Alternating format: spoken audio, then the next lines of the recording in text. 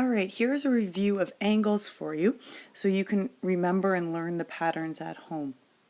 Keep in mind you need two parallel lines, and we represent parallel lines with these little arrowheads, and then we can cut a transversal through it. So to show our first pattern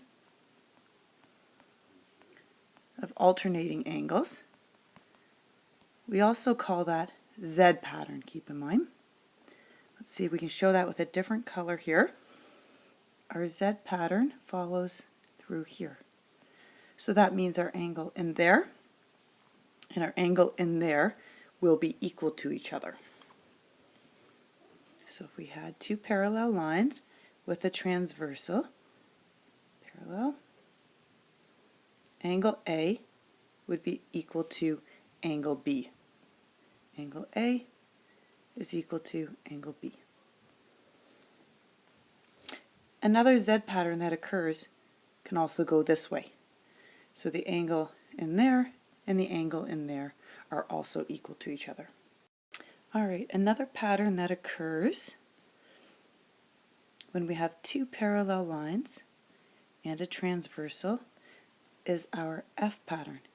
Our F pattern can be seen here, angle A and angle B being equal to each other. Angle A is equal to angle B.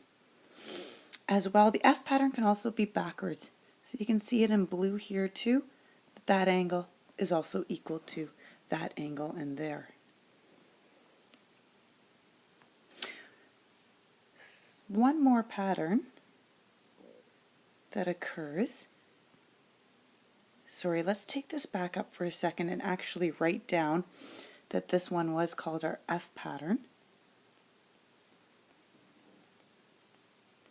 Also called corresponding angles. And all of this terminology is in your notes already.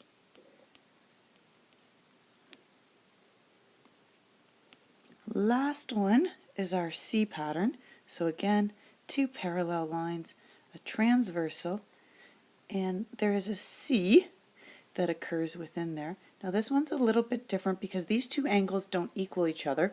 As you can see, angle A is obtuse, angle B is acute, but what happens and what we learned from our investigation in class is that angle A plus angle B will always equal 180 degrees. Our C pattern can also be backwards. It can also be there, that those two angles inside equal each other. This is called our co-interior angles and our C pattern.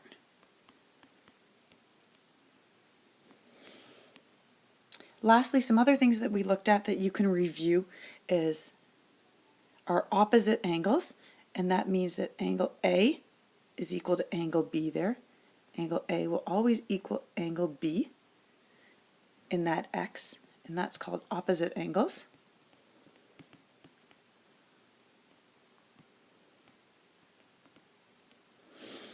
And then be sure to review other angles in your notes like supplementary and complementary angles.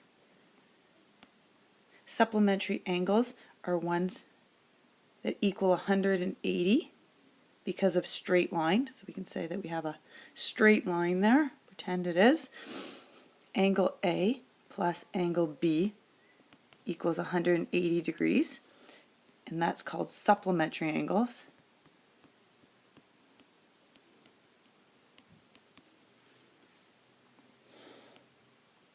And that's similar to complementary angles. Complementary angles are ones that when you add them together, they equal 90 degrees. Angle A plus angle B equals 90 degrees, and that's complementary.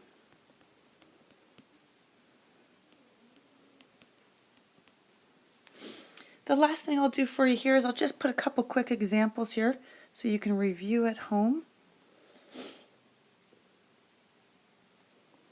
Do the best we can to make two straight lines. That one wasn't great, but we'll pretend those are two straight lines that are parallel with a transversal going through them. And if I told you that this angle here was 110 degrees, and I wanted to solve for that angle there, we would know that that angle is also 110 degrees, and we can state that our reason is because of alternate angles. Remember that the alternate angles is your Z pattern, right? So we have a Z pattern in there, so we know that those two angles are equal to each other. So some of your questions will have more than one angle that you need to solve for. Two parallel, always be sure you check to see that those lines are parallel. These patterns don't exist in ones that aren't. So if we ask you to solve for that angle there, this angle in here, and lastly that one there, and I only told you that this one here was 140 degrees, you could still solve for them all. First of all, angle X equals 140 degrees, and that's because of opposite angles. Be sure to always state your reason. Angle Z is also 140 degrees because of alternate angles. And lastly, angle Y is 140. I think I said 110, but 140 degrees because of opposite angles. Always state your reason. I hope this review helps, and good luck with the front of the sheet of the handout that you had for homework.